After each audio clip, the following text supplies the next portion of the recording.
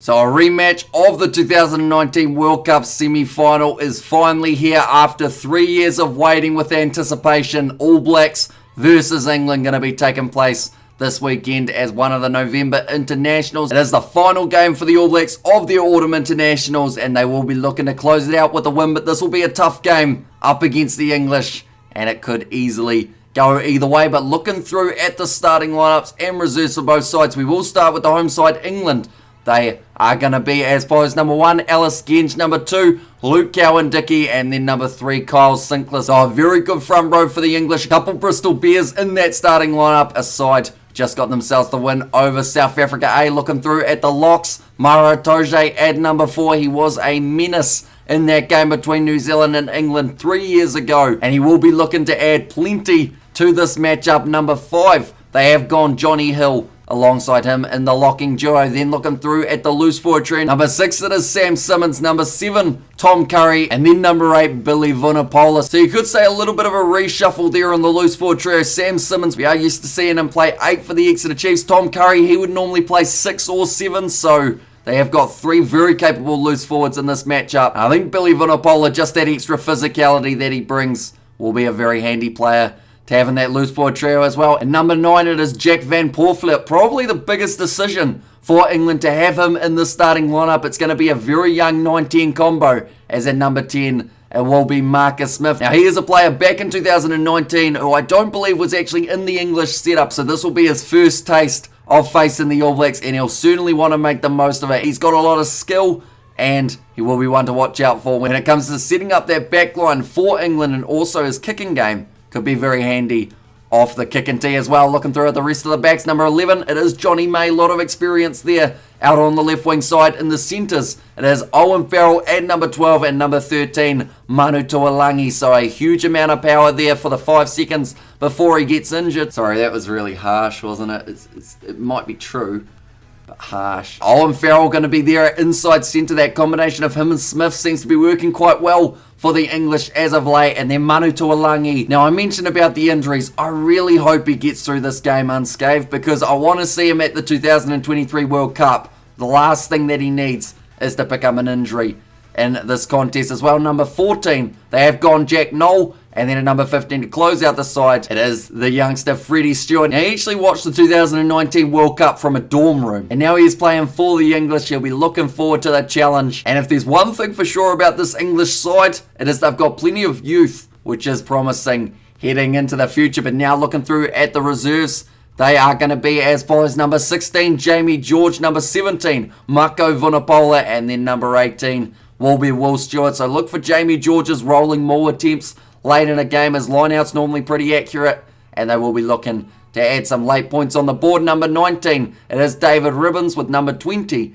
being Jack Willis. Now we go from Van Poortvliet in the starting lineup to a huge amount of experience off the bench. It will be Ben Youngs at number 21. He's got over 100 caps, and he can certainly close out a game for England if it's a close one. Number 22, Guy Porter. And then number 23 to close out the reserves for England, it is Henry Slade. But that is their starting lineup and reserves, the home side. Now we look through at the challenges, the All Blacks, and they are going to be as follows: number 1, Ethan Agroot; number 2, Cody Taylor; and then number 3, Tyrell Lomax. So going a little bit with what seems familiar for the All Blacks, although chucking Cody Taylor in that starting lineup once again, I don't think it's a bad move. Now, a few months ago during the Rugby Championship, I would have said otherwise. The man's form wasn't great back then, but he seems to be finding quite a nice vein of it at the moment, so they've decided to give him that starting lineup spot over Taukei'aho. So hopefully he is able to make the most of it. Number 4, returning from a suspension and bringing up the 100th cap, it will be big Rhodey Retallick. He'll be glad to be back. He'll be excited. He brings that physicality in the locking duo, and also has a gas tank that just doesn't seem to empty. Number 5,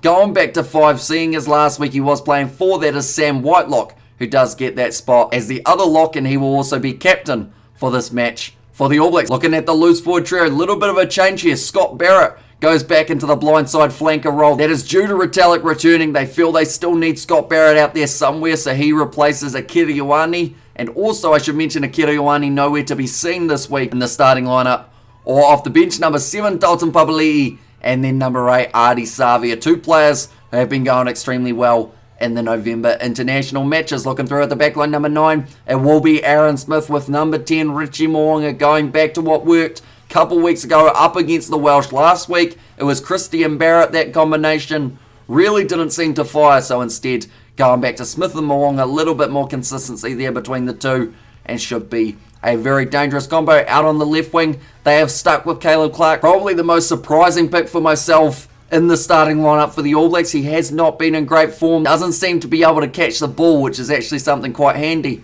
in a game of rugby, Caleb Clarke.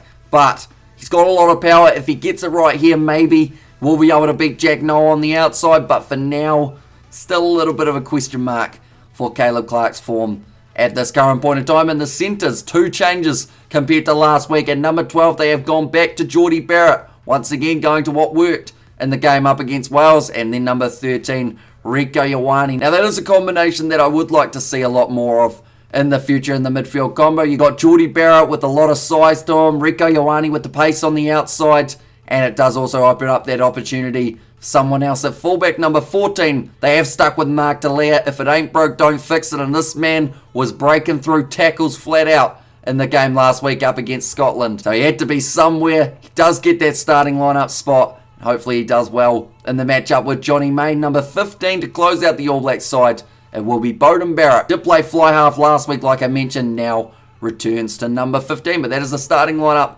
for the All Blacks. Now we look through the reserves, and they are going to be as follows. Number 16, Samasone Taukei'aho. Number 17, George Bower. And then number 18, Nepo Lolala. So 2 changes from what they did have last week. Up against the Scottish. Number 19, they have gone Shannon Frizzell. Now, the reason he is there, and I guess you could call it normally the lock replacement spot, is because Scott Barrett, worst comes to worst, if they have a locking injury, he will end up going back to lock, and Frizzell will take that spot in the blindside flanker role. So that is why he is there as the number 19. Number 20, they have gone Hoskins Sotutu, actually given him a crack for the first time since the game up against Japan a few weeks ago. Then in the back replacements, number 21, TJ Perenara, had a brilliant impact off the bench last week, really up the tempo when he did replace Finley Christie, so he will be an exciting player to watch when he goes head-to-head up against the experienced Ben Youngs. The last 2 spots now for the All Blacks, they were both playing last week in the midfield. Number 22, David Arveli, and number 23,